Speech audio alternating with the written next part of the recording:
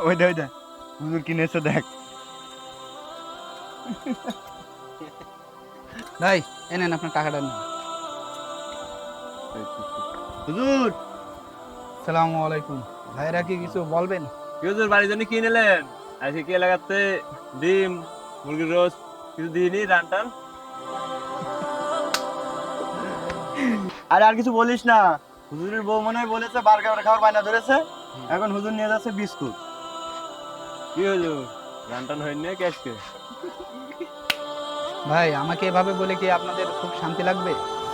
আমার স্ত্রী অসুস্থ, তো তার জন্য ওষুধ নিলাম আর কিছু নাস্তা নিয়ে যাচ্ছে, তো আপনারা এভাবে তুচ্ছ তাচ্ছিল্য করে না বললেও পারতেন। আর একটা কথা ভাই, একজন মুসলমান হয়ে আরেকজন মুসলমানের সাথে এরকম হাসি ঠাট্টা করা, তাকে হাসির পাত্র বানানো, এটা কি কোনো ভালো মানুষের কাজ? আপনাদের বিবেকের কাছে এই প্রশ্নটা রেখে গেল। সালাম আলাইকুম।